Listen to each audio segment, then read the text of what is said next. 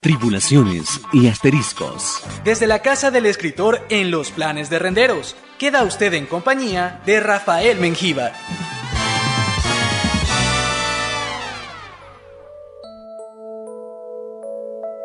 Sara. Sara, oscura, meridional, escasa, inmóvil piel, la muerte entre las manos del último deseo, la luz en la madrugada en un cuarto lejano. Sara, el miedo, la rabia de la raíz que revienta las aceras, el temblor de las hojas en el viento, el ojo de un espíritu ligeramente amarillo. Sara, el frío, el pecado abierto en la oscuridad, la voz a medianoche desde un teléfono público y las letras desteñidas en un disco de acetato. Sara, esparcida en el polvo. Sara, la foto escondida. Sara, mala intención, omitir direcciones, faroles rotos. Sara, diluvio. Sara, sed. Sara, amargo sorbo en el bar solitario. Sara, los sitios del alma. Sara, ojos que el tiempo duerme. Sara, madre, hijo, uno, oscura, meridional, la soledad, el último deseo de llamar y llamar y llamar a la muerte con nombres equivocados. Sara.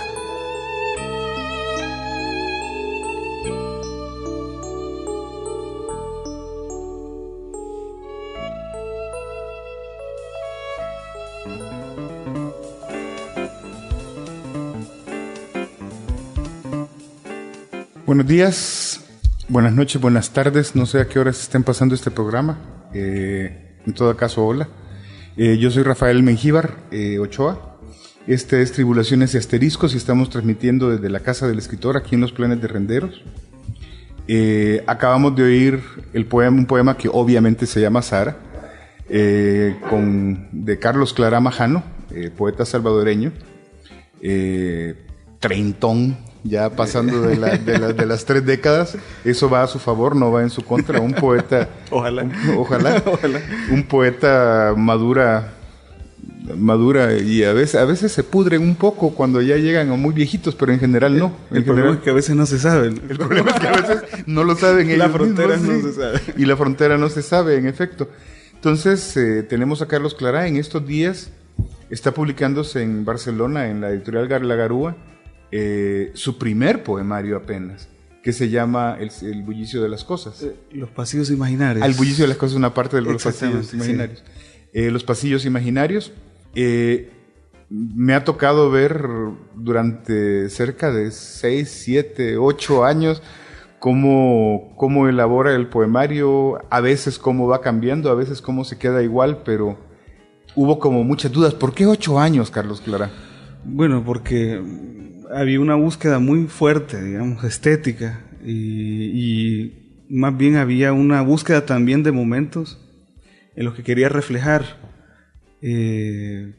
los poemas, ¿no? Lo que estaba sucediendo, y cuando creía yo que podría haber terminado el poemario, el libro, pasaba algo más que a mí me parecía que era interesante consignarlo poéticamente, y así se fue dando. Bueno, se llevó todo este tiempo, y también había un afán por corregir, por unificar algunas cosas, algunos tonos que yo creía que el libro iban surgiendo en el libro, y bueno, se pasaron todos estos años.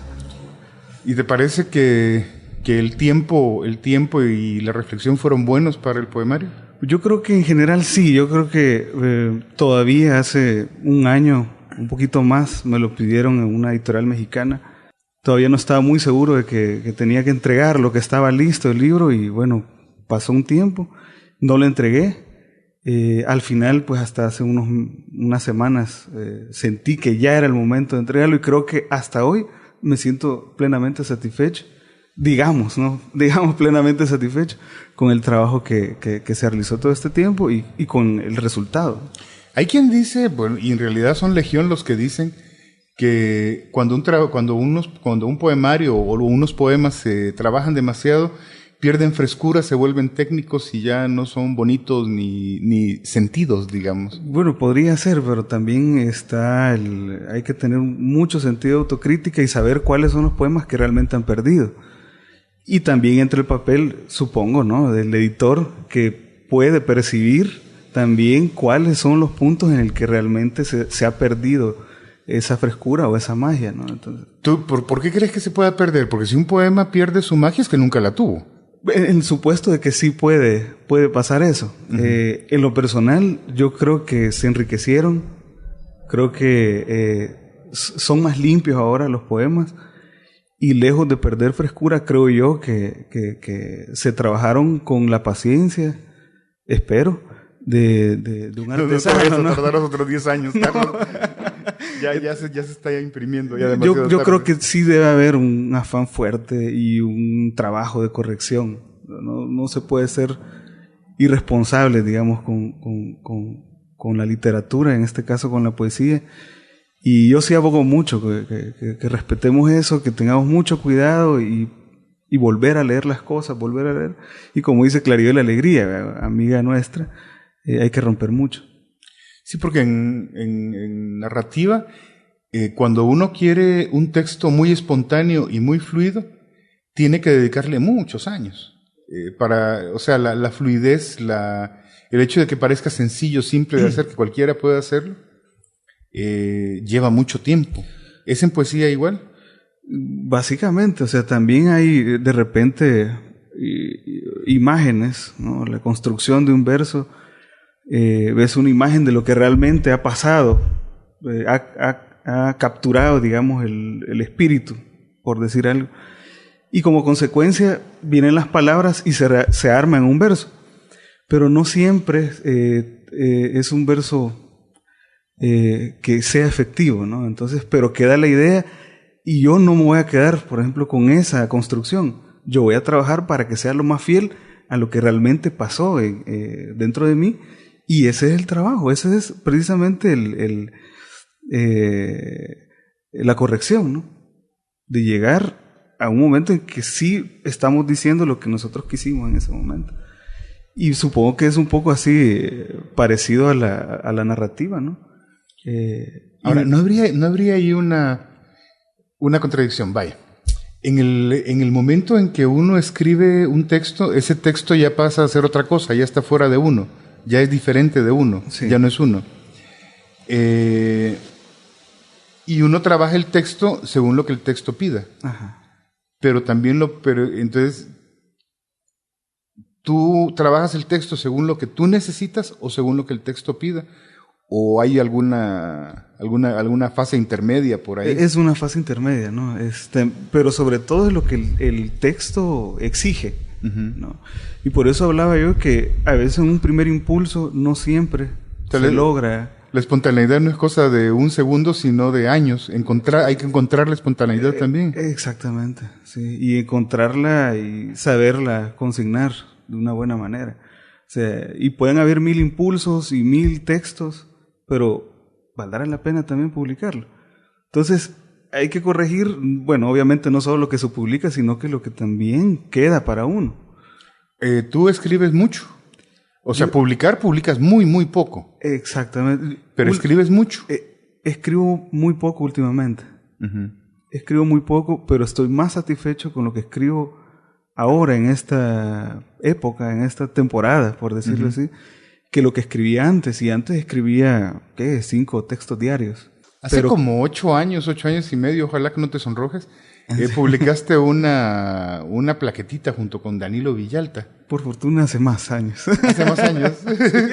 ¿Y por qué por fortuna? Porque ya bueno, no hay. Porque yo creo que en ese momento era un error que había que hacer, que había que ejecutar, que había que tirar el gatillo y lo hicimos. Es una coedición junto con Danilo Villalta. Es una autoedición. O sea, no hubo trabajo de un editor. Pero en su momento creí que era lo justo lanzar algo y pensé que no me iba a tardar mucho en lanzar el siguiente, ¿no? Entonces, ¿por qué fue un error, Carlos? ¿Por qué fue un error y por qué había que cometerlo? Bueno, primero, en esos momentos nuestra generación estaba empezando, los amigos, pues, otros poetas estaban en el taller El Cuervo, ¿verdad? Estábamos en El Cuervo. Y otros talleres, otros amigos estaban publicando ya, entonces creíamos que debíamos de tener cierta presencia, pero dejamos a un lado también el trabajo estético de por sí, ¿no? O sea, más bien el trabajo de corrección, de ser un poquito más responsable. Y sabíamos que ambos que faltaba un poco más de trabajo. Sin embargo, creíamos que era lo justo porque era un poco el reflejo de que en ese momento, de todo lo que estaba pasando en nuestra generación o parte, decidimos publicarlo, aún sabiendo que no era maduro el trabajo. Y de hecho fueron los únicos que publicaron de tu taller, ¿no? Del Cuervo. Sí, en ese momento creo que también Federico Hernández había publicado algo. Una plaquetita que... William Alfaro apenas acaba de publicar hace unos días. Sí, hace unas semanas. Osvaldo publicó en Nueva Palabra, cuando tú eras editor de la dirección de Exactamente. Y gente de La Huella, el taller literario de La Huella, parece que habían sacado, no recuerdo, unas plaquetas o algo así. Entonces sentíamos que debíamos responder a ese sentido, a ese sentimiento de nuestra generación y jalamos el gatillo. Y bueno, ya historia de la cual arrepentirse. Bueno, vamos a ir parando esta primera parte de la plática con Carlos Clará. Vamos a oír una canción que como en este programa es y va a ser habitual, nada más es porque se me ocurrió, de Kevin Johansen, cantautor argentino, un tango. La vez pasada tuvimos a Goyeneche, ahora vamos a tener a Kevin Johansen, que es mucho más moderno, un tango que se llama El de la Puerta. Tribulaciones y asteriscos.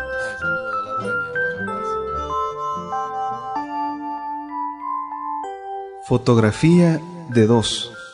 Mira de reojo, su nombre se extingue en la brasa del tabaco, blanco humo de las iglesias, la mejilla rosa, la espina escondida. Observa los techos como los gatos, se ríe a medias de los balcones abandonados, se ve en el reflejo del café con la mirada furtiva de los pájaros en los ventanales. El vidrio viejo y empañado no deja de ser invisible ojo de mujer. Se da cuenta de que alguien falta en las calles. La ciudad amarilla que la traiciona florece y toca los ecos del abandono.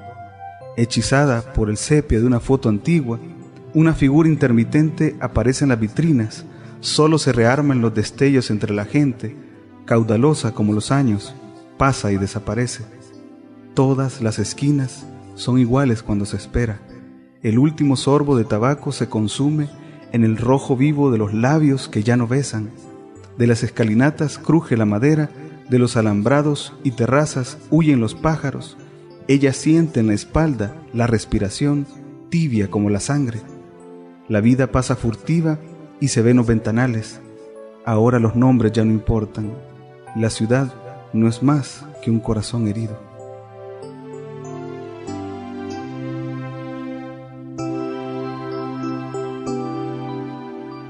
Bueno, estamos aquí en Radio Don Bosco en 1100 de AM. Ya me dijeron que el programa se transmite los viernes a las 7:30 de la noche. Perdón, uno se mete en cada cosa y a veces no pregunta bien, ¿verdad? Pero ya pregunté. Y no pregunté, me dijeron. Esto es Tribulaciones Asterisco, yo soy Rafael Mengíbar Ochoa y estamos platicando con Carlos Clará, poeta salvadoreño, que en estos días está por publicar su primer libro en Barcelona, en la editorial La Garúa. Ya hablamos en el segmento anterior que Carlos y junto con Danilo Villalta publicaron una plaqueta hace más de 8 años. Hace más de 8 años, sí. Y hay un axioma, y no me refiero a ese libro, sino al actual. Uno siempre se arrepiente de su primer libro. Creo que este es tu primer libro en forma. Sí. Uno siempre se arrepiente de su primer libro y siempre dice, no, mire, el segundo es mejor. Y cuando uno tiene el segundo, no, mire, el tercero. Yo debía haber empezado escribiendo el tercero y no publicando el tercero, etcétera, etcétera. Siempre es uno así. ¿Cómo ves, después de tanto tiempo de estar escribiendo el libro, haberlo soltado por fin y poder verlo desde fuera? Bueno, es interesante porque uno trata siempre de comprender qué es lo que está armando. Y todos estos años para mí fue un poco difícil entender o abrazar completamente qué es lo que estaba pasando. Finalmente, hoy que ya lo entregué, lo solté, con cierta distancia puedo ver algunas cosas, bueno, algunas cosas entre comillas, pero esas cosas son importantes para entender más o menos qué es lo que había pasado todo este tiempo. Por ejemplo, comprender el libro. Por ejemplo, que básicamente el libro es una actitud de contemplación. Hay una contemplación, hay un reflejo de, digamos, mi formación no solo plástica, sino también, si se puede decir, esotérica, ¿no? De hecho, así los textos de repente en algunas partes o en algunas secciones del libro tienen esas claves. ¿Tú tienes una formación esotérica? Sí, bueno, porque... A ver, cuéntame de eso. Fue de muy joven, estuve en un grupo súper interesante donde estudiábamos a Gurdjieff, a Uspensky, Krishnamurti, la teosofía. Entonces lo estudiamos profundamente y éramos un montón de jóvenes. ¿Jóvenes qué edades? Jóvenes de 15 años, 16. Y más o menos el grupo se mantuvo hasta que yo tenía 19, 20 años. ¿Tu mamá te dejaba? Bueno, las reuniones se hacían en la casa. Al menos lo permitía, pero no estaba muy de acuerdo, pero lo permitía. Entonces no era que nos poníamos a gritar o a hacer o cualquier otra cosa, cosa extraña. Obviamente no se emborrachaban después, ¿verdad? No, pero digamos había una discusión. Había una discusión sobre miles de temas. Y pero en tu libro no se ve un afán, no diré religioso, pero sí, no sé, no se ve el afán de eso. Bueno, qué bueno, porque está, realmente está. Y probablemente sean los silencios que están en los poemas. Pero básicamente está. Y claro, por eso decía que son las claves, ¿no? De algunos versos, algunas intenciones en los poemas que tienen que ver con esa formación, con ese cierto pensamiento, ¿no? ¿Qué más? De una época. ¿Qué más viste en el libro? Bueno, también la preocupación, bueno, los pasillos imaginarios o el estar en ese laberinto de los pasillos imaginarios, básicamente también es una preocupación del proceso artístico, ¿verdad? En este caso la poesía. ¿Cuál es el impulso creativo del espíritu y cómo es que uno se ve enredado en todo ese proceso? Que no es lo mismo que la creación, sino más bien es el impulso creativo. ¿Qué diferencia haces tú entre creación e impulso creativo? Bueno, el impulso creativo es la causa. ¿El clic? Sí, exactamente. Y el efecto es el arte. El poema, el producto, el poemario. El poemario, la fotografía, no sé. Entonces, uno puede dejar de publicar, en el caso de la literatura, pero no dejar de sentir ciertos impulsos. Y uno se ve atrapado en eso, supongo. Bueno, yo tengo 30 y tantos años. ¿Cuántos? Los tantos, ¿cuántos son? Como 4, ¿verdad? 33 años. Pero uno, en todo este tiempo, yo al menos no he dejado de sentir ese impulso, aunque no lo escriba. Y una de los motivos que bueno, no me gusta esta palabra, pero digamos que me inspiró, ¿no? Es, por ejemplo, el caso de Rolando Costa. Rolando Costa es un poeta que publica a principios de los 70 el Hechos. En Nueva Palabra, ¿verdad? En Nueva Palabra, en la dirección de publicaciones. En el 70, 71, es lo único que publica en ese momento y desaparece. Y fue muy importante para mi generación. Para tu generación, tu camada, lo que sea. Sí, y nos llamó mucho la atención. Cuando descubrimos el libro, pensábamos que él había muerto. Jamás volvió a publicar algo. No sabíamos nada de él. Y resulta que bueno, es alguien muy importante de su grupo religioso. Y dejó de escribir, o al menos de publicar. Cuando yo me acerco a él, pensé que yo iba a encontrar una persona así, no sé, extraña, rarísima, por lo fuerte que es su libro. Y no, es alguien, es un abuelito dulce, ¿no? Quizás. Pero el punto es que cuando, aún a pesar de que en algún momento uno puede creer que él reniega o hay cierta negación, cierto nivel de negación en su libro, cuando uno habla con él, es el mismo. Yo oí una entrevista que hiciste con él, con Rolando Costa, sí. Y sí, en efecto, él como que abdicó de la poesía, pero al mismo tiempo uno lo oye hablar y él sigue siendo poeta, ¿no? Exactamente. Él lo es. Y hay cierto entusiasmo cuando habla del libro. Yo en algún momento tenía un proyecto con él, le pedí que escribiera algo al respecto, abriría un libro. Iba a abrir un libro ese texto y era él, el de hace 30 y pico de años. O sea, ni siquiera habíamos nacido nosotros cuando él publicó y desapareció. Yo sí había nacido, Carlos, tengo que confesártelo. Y entonces el asunto es que los pasivos imaginarios es el momento en que nosotros nos sumergimos.